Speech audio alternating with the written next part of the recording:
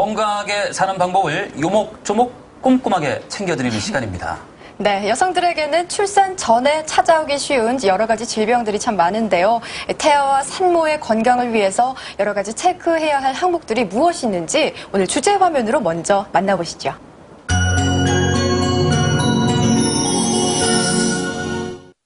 건강한 아이를 출산하고 싶은 마음은 산모 누구나 똑같은데요. 하지만 임신 중 찾아오기 쉬운 질병들로 산모들이 고통받는 경우도 많습니다.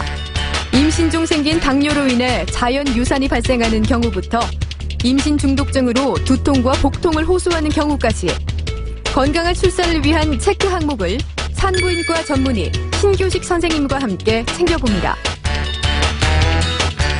네, 임신성 당뇨부터 임신 중독증까지 출산을 앞두고 있는 산모들에게 어떤 병이 찾아올 수 있는지 오늘 꼼꼼하게 살펴보도록 하겠습니다. 네, 도움 말씀 주실 분 모셨습니다. 산부인과 전문의 신규식 선생님 나오셨습니다. 안녕하십니까? 안녕하십니까? 네, 반갑습니다. 선생님, 이 출산 전에 찾아올 수 있는 병들이 많습니까? 어떤 병들이 좀 찾아오는 걸까요?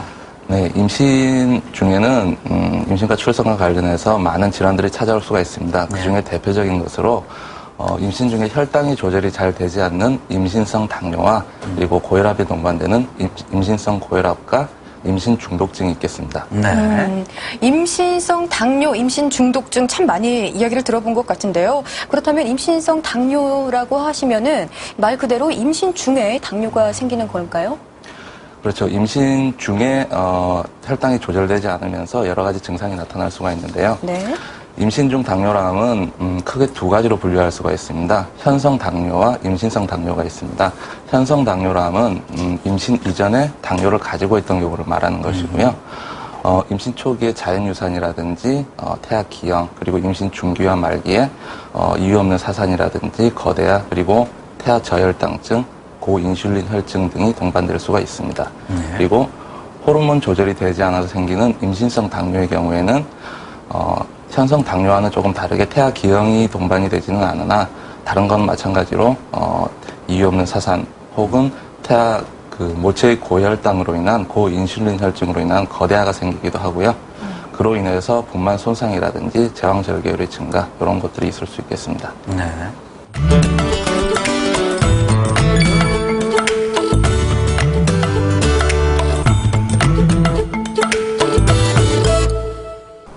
네, 임신성 당뇨 참 무서운 것 같습니다. 그런데 당뇨 때문에 나타날 수 있는 증상으로는 어떤 증상들이 있나요? 일반적으로 산모분들께서는 젊으신 연령이기 때문에 흔히들 알고 계시는 만성 당뇨 합병증들은 잘 나타나지 않고요. 다만 산부인과적으로 봤을 때 고위험 임신으로 분류되기 때문에 여러 가지 산모와 태아의 건강에 조금 위협이 된다고 하겠습니다. 예. 그러면 임신 중독증은 어떤 병인가요? 임신 중독증이라면 고혈압, 단백뇨, 부종 등이 동반되는 임신성 고혈압 질환을 말합니다. 임신 중독증은 초임부나 고령 임신부 또는 쌍태아의 경우에 많이 나타나게 되고요. 예. 임신 중 발생할 수 있는 여러 가지 질환들 중에 가장 위험한 편에 속합니다. 따라서 모체와 태아의 건강에 모두 영향을 줄 수 있어서 더욱더 관리를 잘 하셔야 하는 질환이 되겠습니다. 또 이 임신 중독증 같은 경우는 어떤 증상이 올 수가 있나요? 임신 중독증은 고혈압, 단백뇨, 부종 등이 대표적으로 나타나는 증상이고요. 심해지는 경우에는 두통과 복통 그리고 시력 감퇴 등이 올 수가 있습니다. 그리고 드물기는 하지만은 아주 심해졌을 경우에는 태아와 산모의 생명까지도 위협을 할 수 있는 그런 경련 등의 증상이 있을 수도 있습니다. 그리고 자궁 내 발육 부전이 잘 동반이 되기 때문에 그로 인한 조산이나 미숙아의 분만, 신생아 사망률 증가로 연결될 수가 있겠습니다.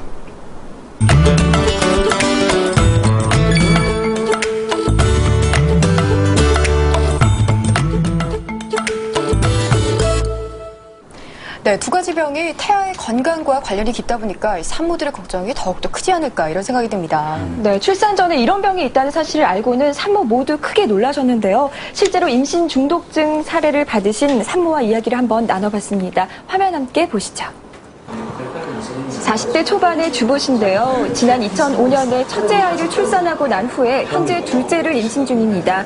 이분은 고령 출산에 임신성 고혈압까지 찾아온 상태인데요. 두통 증세가 심해 초기에는 많이 힘드셨다고 합니다.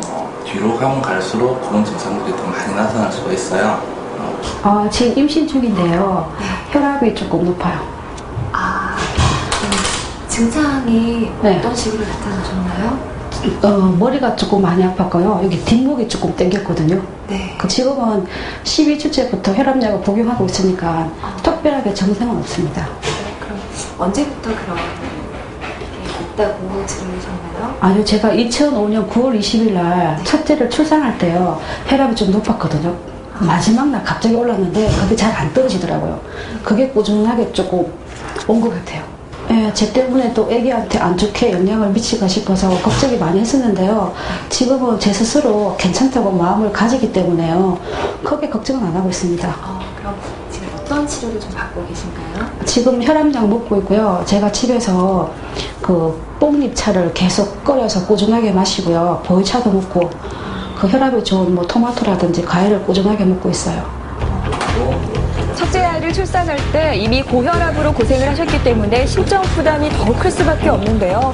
혹시나 태아에게 안 좋은 영향을 미칠까 싶어 치료는 물론 관리를 더욱더 적극적으로 하고 계시다고 합니다.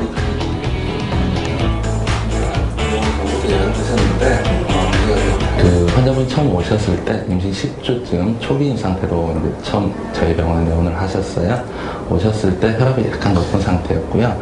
예전에 2005년도에 첫 철학이 분만을 하실 때, 이번이 둘째 아기인데요. 철학이 분만을 하실 때 그 당시에도 말기 임신 중독 증세가 약간 있었다고 하세요. 그리고 그때는 큰 무리 없이 분만을 하셨고 이번에는 둘째 아기신데 첫 임신 초기에도 혈압이 약간 높게 측정이 되셔서 지금 혈압약을 드시고 있는 상태고요. 그리고 아기는 지금 20주 6일인데 지금 현재까지는 주수대로 잘 크고 있고 현재 컨트롤은 잘 되고 있는 상태입니다. 네, 둘째 아이를 임신하고 계시는 우리 어머님을 만나봤는데요. 첫째 때도 이 고혈압으로 고생을 하셨는데 둘째 아이를 가지고 계신 이 지금도 이 증세로 고생을 하고 계시네요. 네, 특히나 이 태아에 영향이 가지는 않을까 그걸 많이 걱정을 하고 계시더라고요. 네. 자, 선생님, 이런 그 임신성 중독증은 왜 생기는 건가요? 임신 중독증의 원인은 아직까지 명확하게 밝혀지지는 않았습니다. 하지만 인종적 요소나 유전적 요소가 있는 것으로 알려지고 있고요. 예. 그리고 고령 임신이나 쌍태 임신 그리고 초임부의 경우에 많이 허발하는 것으로 되어 있습니다.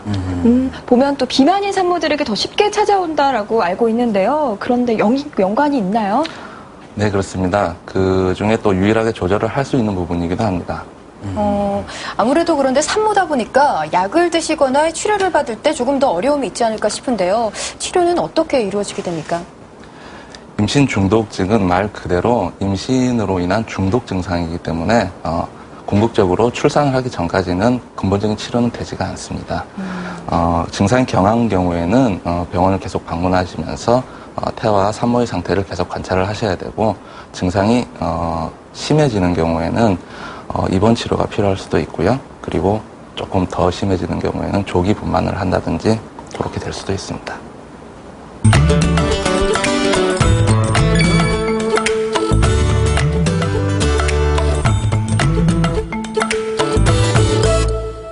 네, 임신 중독증 산모들이 먹는 이 특별한 약 같은 거는 없나요? 일시적으로 혈압이 높았을 때 혈압을 조절하는 일시적인 방법을 쓰게 되는데 근본적으로 임신 중독증 자체에 대한 치료약은 아직까지는 없는 상태입니다. 그 아까 그 환자분 같은 경우에 혈압약을 드셨는데요. 혈압약은 임신 중에도 먹어도 상관이 없는 건가요? 다들 좀 그런 부분에서 걱정할 것 같기도 한데. 혈압약도 종류가 여러 가지 있습니다. 네. 그중에 임신 중에 안전하게 쓸 수 있는 혈압약들이 있고요. 예. 그렇기 때문에 꼭 전문의와의 상담을 통해서 혈압약을 복용하셔야 합니다. 이게 사실 그 미리 예방할 수 있으면 조심할 수 있지 않겠습니까? 이게 좀 예방할 수 있는 방법이 뭐 없을까요? 네, 아쉽게도 그 현재까지는 임신 중독증을 사전에 예방할 수 있는 방법은 아직까지는 없고요. 규칙적인 산정 검사를 통해서 조기 진단을 하는 것이 중요하고 진단이 된 이후로는 꾸준한 경과 관찰을 하시는 것이 중요하다고 하겠습니다. 당뇨 같은 경우는 일반 당뇨 환자분들도 식단을 가장 중요시 여겨야 될 것 같은데요. 임신성 당뇨를 가진 산모들에게 좋은 식단은 어떤 식단인가요? 네, 일반적인 당뇨 환자들과 크게 다르지는 않고요. 일단 전체적인 칼로리에 유의를 하셔야 되고요. 킬로그램당 30kcal 정도의 칼로리가 권장이 되고 있는 상태고요. 그리고 비만인 여성인 같은 경우에는 체중 조절을 조금 하시는 것이 좋습니다.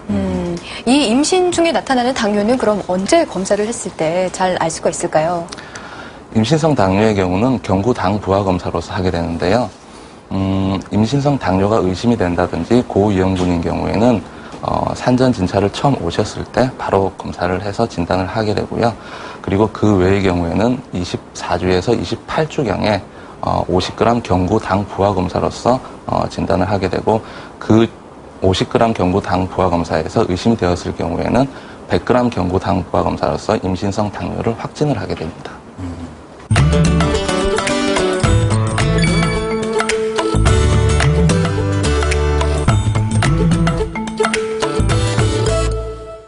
네, 조금 전에 24주에서 28주 사이라고 하셨는데요. 이때 검사를 하는 조금 특별한 이유가 있을까요?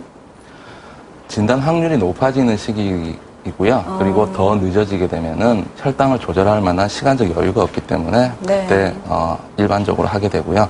하지만 예전에 임신 당뇨와 같은 기왕력이 있으신 분들 같은 경우에는 그 임신 초기에 바로 진단을 하여야 합니다. 보통 당뇨하면 인슐린 주사 얘기를 많이 하지 않습니까? 임산부 같은 경우에도, 임신부 같은 경우에도 그 치료로 인슐린 주사 같은 것을 놓기도 하나요? 일반적으로서 혈당이 조절되는 정도에 따라서 운동과 식이요법으로만 조절하는 경우가 있고요. 예. 그 운동과 식이요법으로도 조절이 잘 되지 않을 때 인슐린을 쓰게 됩니다. 만약에 임신 중에 생긴 당뇨라면 출산을 하고 난 후에는 당뇨가 좀 완치가 되기도 하나요?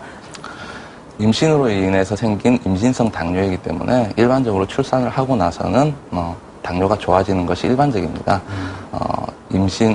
출산 후에 6주 정도 후에 75g 경구 당 부하 검사를 시행을 하여서 임신성 당뇨가 회복이 되었는지 꼭 알아보셔야 합니다. 그렇다면 이 첫 아이 출산 시에 혹시 임신성 당뇨로 고생을 하셨다면은 혹시 둘째 임신 시에도 임신성 당뇨로 고생을 할 가능성이 있습니까? 어떻습니까? 네, 안타깝게도 그렇습니다. 현재 3분의 2, 임신성 당뇨를 앓으신 분의 3분의 2 정도에서 다음 임신 시에도 재발을 하는 걸로 나타나고 있습니다. 따라서 예전에 기왕력이 있으셨던 분들은 임신이 확인되자마자 꼭 진단을 받아보시는 것이 중요합니다. 예. 이 임신 중독증과 그리고 임신성 당뇨에 관해서 얘기를 나눠봤는데요. 이 두 가지 질환이 그러면 혹시 나이와도 상관이 있나요? 예, 고령 임신의 경우에 자체가 고위험 임신이기 때문에 임신성 당뇨라든지 임신 중독증이라든지 이런 증상들이 아무래도 호발을 조금 더 하는 것으로 되어 있습니다. 그렇다면 이 임산부의 나이가 출산에 미치는 영향은 어느 정도 될까요? 여성들의 사회 지위가 높아지면서 고학력, 전문직 여성들 종사자가 많이 늘어남으로 인해서 결혼 시기도 계속 늦어지고 있는 상태고요. 따라서 초혼의 연령도 늦어지고 초산 연령이 30세 이상이 되는 경우가 상당수를 차지하고 있습니다. 그리고 35세 이상의 고위험 임신인 경우도 상당수가 있고요. 그래서 고령 초산에 따른 부작용이나 이런 것들에 대해서 많이 유의가 필요한 상태입니다.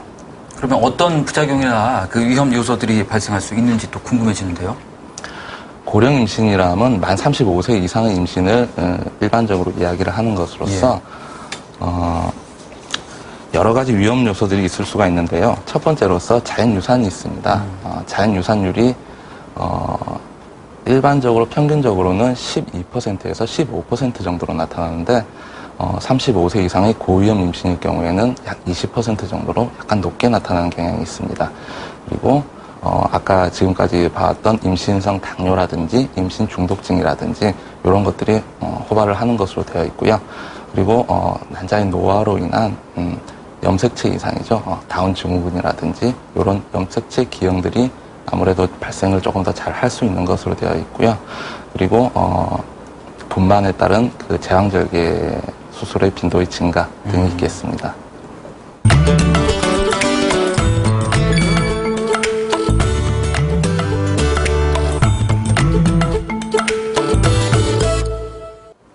네, 그렇다면 이렇게 고령 임신에서 오는 부작용이나 위험 요소를 미리 우리가 사전에 예방할 수 있는 예방법에는 어떤 것들이 있을까요? 계획적인 임신을 하시는 것이 좋고요. 임신 전부터 꾸준히 태아 기형 예방을 위한 엽산 복용이라든지 그렇게 임신을 준비를 하시는 것이 좋습니다. 그리고 꾸준한 체중 관리 그리고 체력 관리 등 그런 일상생활에서 할 수 있는 여러 가지 그 자기 몸의 관리들에 신경을 쓰시면은 20대 못지않은 건강한 출산과 회복, 건강한 임신을 맞이하실 수 있을 거라 생각합니다. 네. 네, 출산 전에 이 산모의 건강은 그 누구보다 중요합니다. 네, 이 건강한 아이의 출산은요, 가족 모두의 행복입니다. 그래서 이 산모가 건강해요. 그 아이도 건강할 수가 있는 거죠. 네, 출산 전에 우리가 미리 건강을 한번 꼭 체크를 해보면 정말 좋을 것 같습니다. 네. 마지막으로 선생님께서 덧붙이실 말씀이 있으시면 부탁을 좀 드릴게요. 예, 오늘 임신 중 겪을 수 있는 여러 가지 질환들에 대해서 임신성 당뇨, 임신성 고혈압 등에 대해서 알아보았는데요. 너무 무겁게 들리셨을 수도 있을 것 같습니다. 하지만 임신과 출산은 그 자체로서 아주 기쁘고 행복하고 고귀한 일입니다. 의사의 의술도 중요하지만은 산모 자신의 마음가짐이 중요하다고 생각됩니다. 대한민국 임산부들 화이팅입니다. 네, 화이팅입니다. 신규식 선생님, 오늘 도움 말씀 감사합니다. 감사합니다. 네. 생생한 건강정보와 함께하는 건강의 법칙 이제 마칠 시간이 됐습니다. 건강의 법칙에서는요, 시청자 여러분들의 시청 소감을 기다리고 있습니다. 지난주에 시청 소감을 올리시고 선물 받으실 분 공지가 되고 있죠. 축하드리겠습니다. 네, 저희 건강의 법칙 게시판에 어떤 내용이든지 다양한 의견을 올려주시면요, 저희가 적극 반영하고 참고를 하도록 하겠습니다. 많이 많이 올려주시기 바랍니다. 네, 이제 다음 주 예고를 좀 해드려야 될 것 같습니다. 김수희 리포터, 다음 주 어떤 내용을 찾아뵐까요? 네, 다음 주에는 김부미 씨 허리 강화 다이어트 그 두 번째 시간이 마련됩니다. 기대 많이 해주시고요. 그리고 요즘 편도선염 환자가 늘고 있다고 합니다. 편도선염에 관한 궁금증을 속 시원히 풀어드리도록 하겠습니다.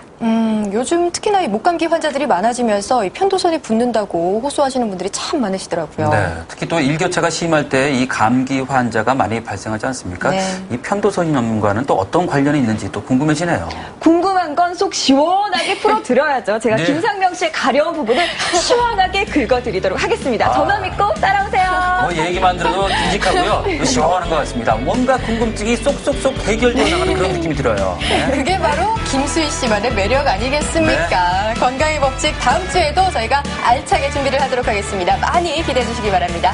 즐거운 주말과 휴일 보내시고요. 저희는 다음 시간에 찾아뵙겠습니다. 여러분 안녕히 계십시오. 안녕히 계십시오.